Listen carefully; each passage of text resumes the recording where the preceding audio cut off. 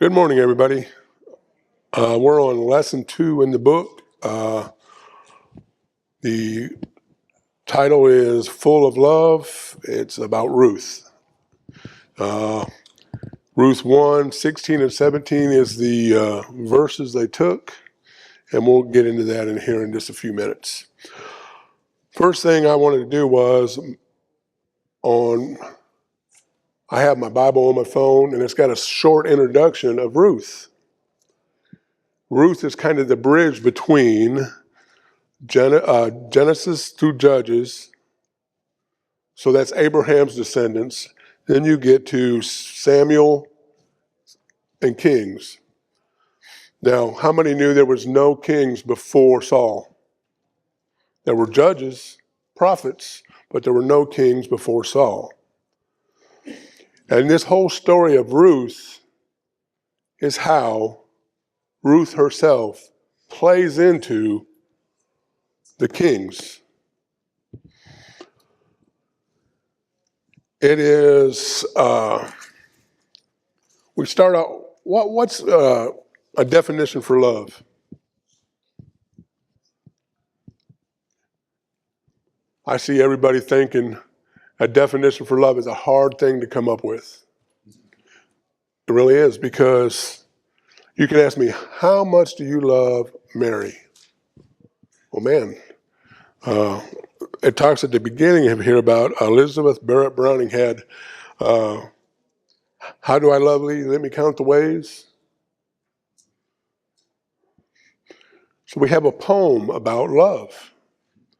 There are a ton of songs out there about love. Probably one of my least favorite is What Has Love Got to Do with It? Well, love's got everything to do with it. But there's one, and I wrote it down. It's by Jerry Reed, but I just like this definition. Can't see it with your eyes, hold it in your hands. It's strong enough to rule the heart of any man, this word called love. It will lift you up. It will let you down. Take your world and turn it all around. Ever since time, nothing's ever been found stronger than love. That is a song by Jerry Reed, this thing called Love. Always loved that song just because of that chorus is a good definition of love. And as we read through Ruth, I think that definition holds up in a big way. So do we know the story of Ruth? So they're having problems where they're at. And they decide they're going to leave. What's Ruth's husband's name? I can't ever say it. Is it Amalek? Is that how you would say it? Amalek, his wife, Naomi, 2 sons just decide they're going to abandon the land that God had given them and go to a different land.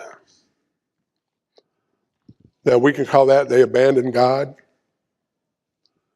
Does that ever work out very good for anybody? When you abandon God? Usually don't work out real good. Before we get too far, there's a definition in the book about on page 12. Because when we read the Bible, we see that love is acknowledged as a deep feeling of connectedness and affection. We also see that love is often described as the way that one person treats another. And then it goes on to talk about brotherly love and different things, but it's not only an emotion, it's the way we treat people. Yes, and there's so many different definitions for love. Agape, philo. It's just the love that God has for us transcends any definition we could really have. I mean, because he loves us regardless of how we feel about him. Because sometimes we don't, the way we act, we don't. You'll hear a lot of times, when kids, don't you love me? Give me a break. No, I don't love how you're acting. But that isn't the definition of why I love you. People don't like punishment. They don't put punishment in. They don't. The love and punishment don't mix when it really does. As we're going to see here with Ruth. So they go. They abandon their country. They leave. They had two sons. Amalek and Naomi had two sons. They went, and the two sons married Moabite women, which was another direct contradiction to what God had told them. So here they go. They're leaving the land God gave them, and they're going, and they find two sons who really, I mean, they have two sons, and they find two wives that shouldn't even been there anyway. Now, Amalek and the two sons pass away. And this starts the whole story. Because it's what happens after the two sons pass away that this whole book is about.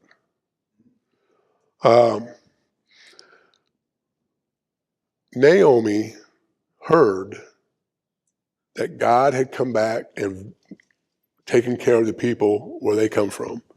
She decided the famine is now over. She decided she was going back. Ruth and Oprah. Ruth, I know a whole lot about. Oprah, I don't know a whole lot about. She told the daughter-in-laws, you go back to your people. Go back to your people. They'll take care of you. Maybe you can find another husband, you know. Oprah, all right. And she goes. Ruth says, I'm not going anywhere. In fact, we'll see as we go through here, the dedication of love, because she says, where you go, I will go. What does that entail?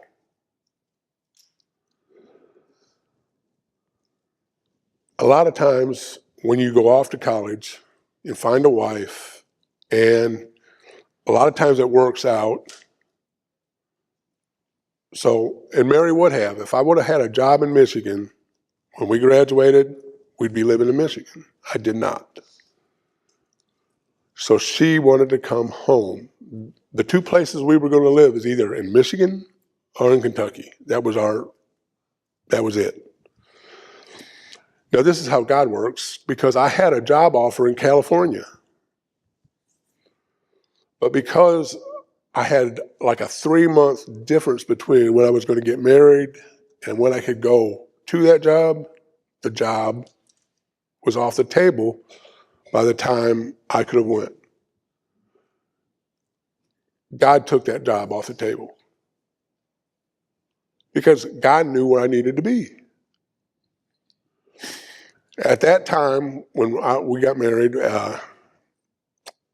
Michigan, the car companies were, there wasn't a whole lot. And I went to work for Bob Dadisman. And Mary went back to school and taught school. So we settled here. We had a place to make home. Ruth did not. Ruth had no home.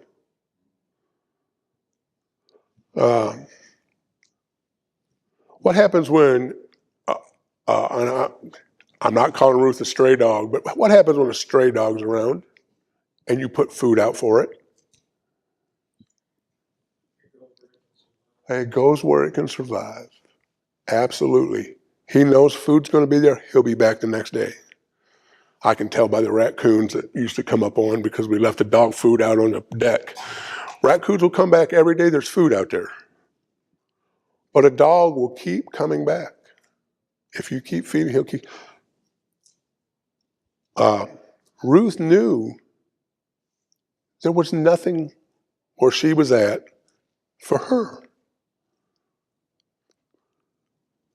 But she packed up, and Naomi's going, no, no, no. Where you go, I'll go. Where you go, I will go.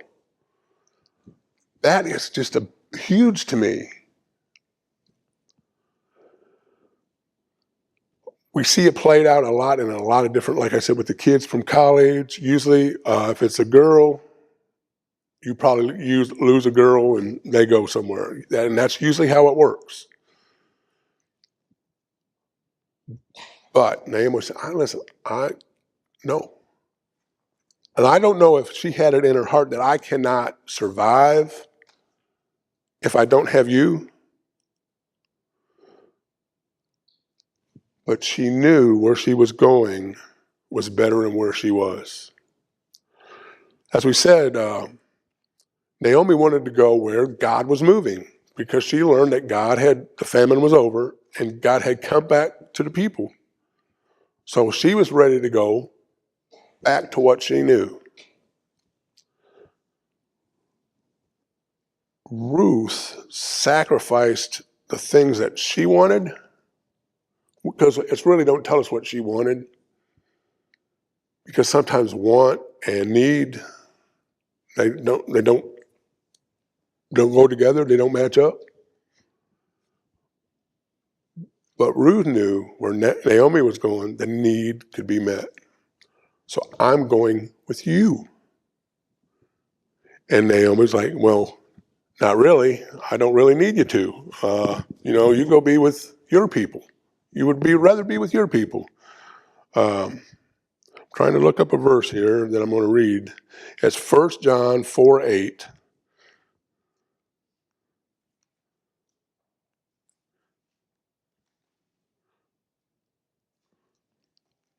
I'm going to read a couple verses out of there. And this is love. Whoever does not love does not know God. Now, did Ruth know God? He knew of him. She was ready to get a big lesson. Because God is love.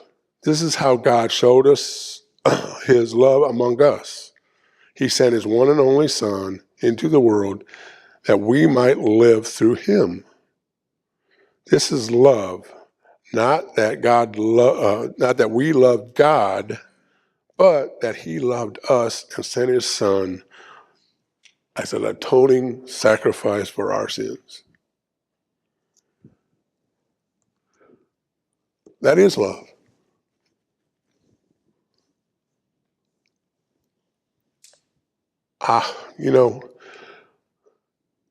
My son's in the military. Do we worry?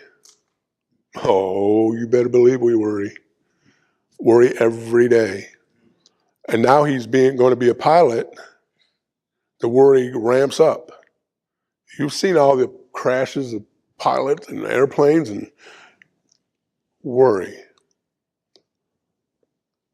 God sacrificed all that. Sacrificed his Son so we wouldn't have to worry.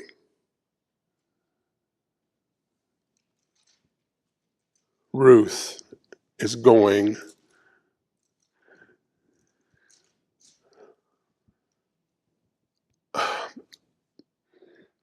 Sometimes the best things don't happen. It says here, heed this warning. We move in love that does not lead us to God. If we move in love that doesn't lead us to God, if we do that, it's like turning away from God, looking the other direction and going in the other direction. And we've also found out in the Bible, we can look at the prodigal son. His daddy loved him. God loved him too, because he totally went a total other way. And he was eating pig slop when he knew his father's people were eating like kings and queens compared to pig slop. So not everything we do when we don't have God as the focus is good.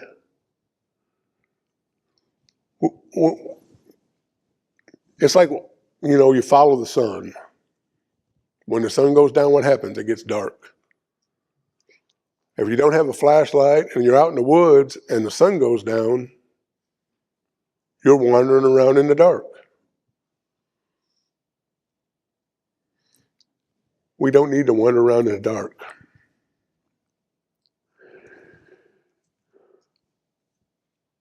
So Naomi heads to her house.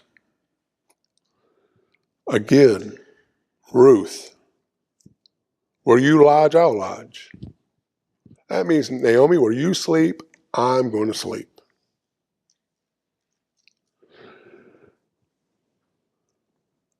This is my question.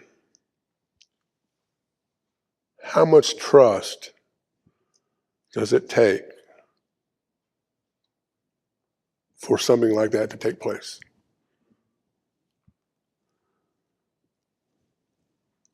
I mean, Naomi was her mother-in-law, but sometimes that ain't always the best situation either. It's just how it takes a lot of self-courage. Ruth had a lot of courage to say, I'm going to do this.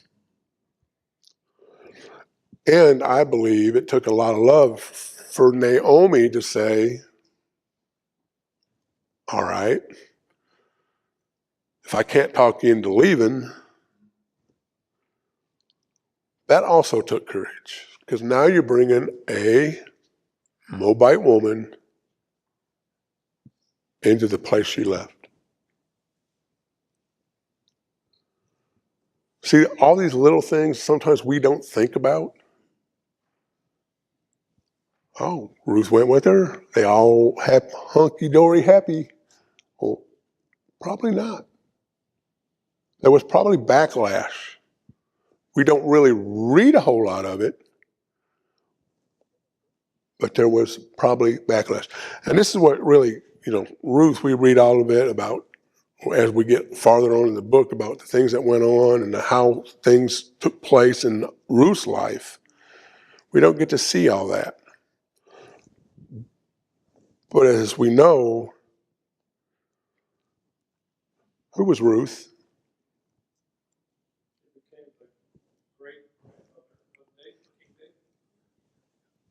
Remember what I talked about a minute ago?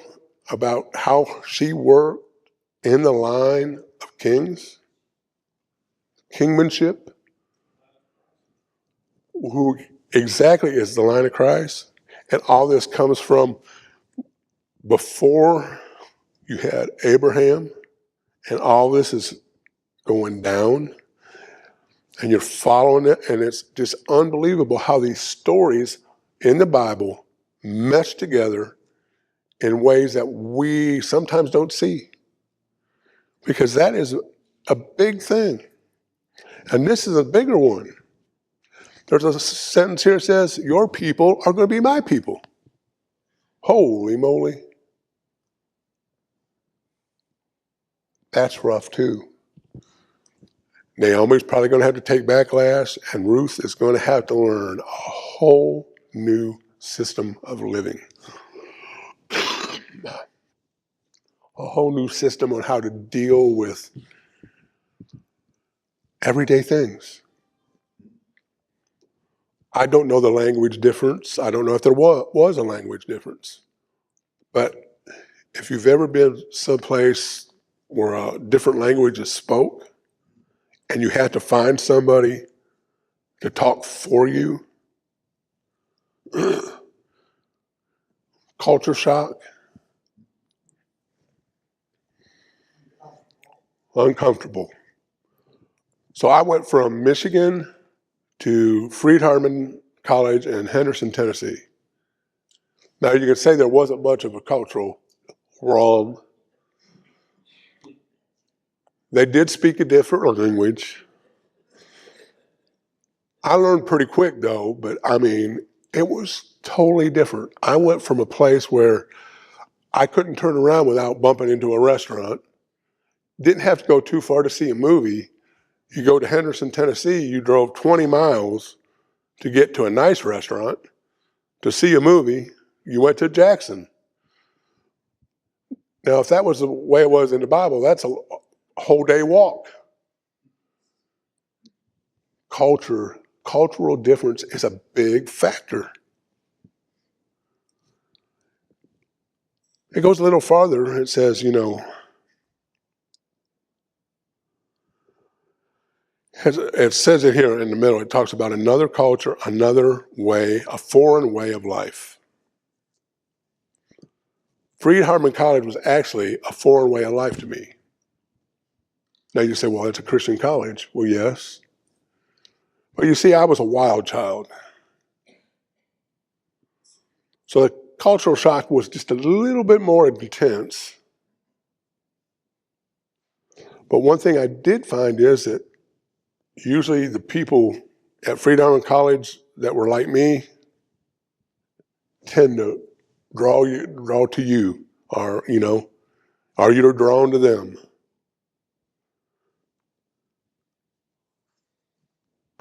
All this says,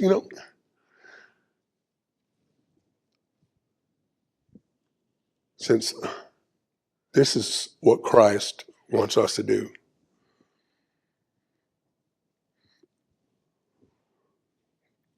I know as, well, we can't go to church with these people. We can't go to this church. You can't go here. You can't go. And we're talking about, and I'm just going to say it out loud, Baptist church, you can't go to the Christian church. You can't go here. You got to go to the Church of Christ. Are you going to hell? That's what I grew up with. Exactly what I grew up with. Then I get to Friedharman College and I'm going, hold up. That ain't in the Bible anywhere. Where's that at? But the culture shock was still from what you grow up at and what you see and what you believe. It really wasn't challenged there for me, but still the stuff I learned was in my head. So it was a cultural shock and challenge to me because I questioned everything. And that wasn't real hard to do at Friedharman College. Now, I had some professors that didn't really care to have me in class because they didn't want to answer my questions. But that's okay. She goes on, Ruth says, your God will be my God. Well, that was pretty easy going to Friedharman College because their God was already my God.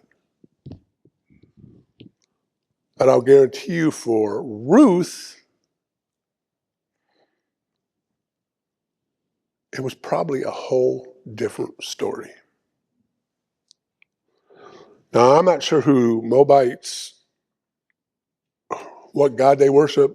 Greg, you have any idea? If it's developed at this time, it's Moab. Okay. And one of the characteristics of Moab is child sacrifice. So this is going to be completely different with Yahweh.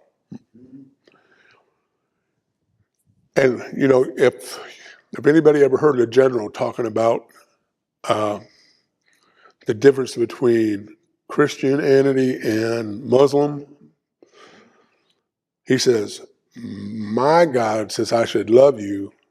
Your God says you should kill me. Whoa. Now see, that would be a big cultural difference. A big cultural difference. And we have kids today that are going into Muslimism. I don't know what they're doing to make them come, but they're going there. I read a study several years ago. And this was talking about mainly in African American churches. That there was a structure in the Islamic faith that was lacking in the Christianity of this culture. And so it imposed rules of behavior on their life that they didn't find in Christian culture. And that may be some truth that we need to look at. We pray only we pray. They have prayer like 4 times a day or something. In Muslim world. Yeah. They have an example of prayer that we don't have. Not that it's right. It's somebody asked me at work about other gods. I said, to me, there is no other God. But if you read the Christian Bible, it says, you shall have no other God before me, which means that out in the world at that time, there were other gods. People believe in other gods, whether it be our money, our culture, or whatever it is. God's telling us, listen, I'm first, and there's no second. I'm first, and there's no second. Ruth is continually staying with Naomi. Here it says, God calls his people to be under one authority. That's what we were just talking about. One. I'm the authority. I'm God. And the other ones are wannabes. Naomi says, Ruth says to Naomi, where you die, I will die.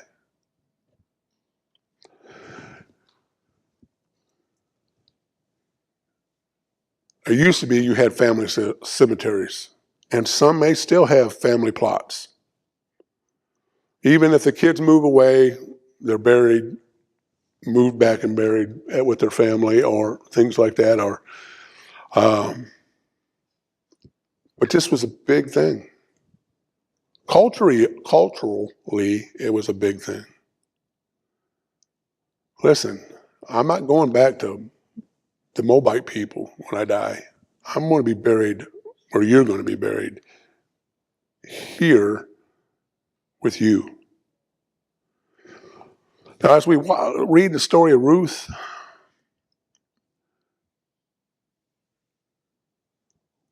Ruth's love and devotion to Naomi turned to a love and devotion of Naomi's God, our God. That is a big swing. But to me, as I read this story, I think Naomi was a clean slate. When her husband passed, and Naomi decided to move on with Naomi, she was a clean slate. A person who was going to, unbeknown to her, make a historical decision to follow Naomi and become a child of God. Believe in God, believe in God's love for her and his love for everyone else. Because if that had not happened, we wouldn't have this story. As we say, a lot of times God will find a way, and he will. We can say if Naomi didn't decide to do this and David might have never been born, and I believe that God would have found a way. But as we piece this thing together, you want to talk about a jigsaw puzzle. This is the hard thing for us to piece together. And that's what God's love does. God's love doesn't want disjointment. He wants us to be together, to love one another, to treat one another with love, as he treated us with love by sending his son to die for us. Love is a big thing. I think it's is it the biggest, most used word in the Bible? I think it is, by a long shot. Unless you use and, or, but none of them words. Words with meaning. I think love is mentioned more times in the Bible than anything else. It's definitely mentioned a whole lot more than the word hate. A whole lot more than hate, which rules our world right now, it seems like. Ruth decided to follow Naomi, and it changed her life, changed our lives. In this our book, it has a thing. Gary Smalley and John Trent published a book called "Love is a Decision." Love is a decision.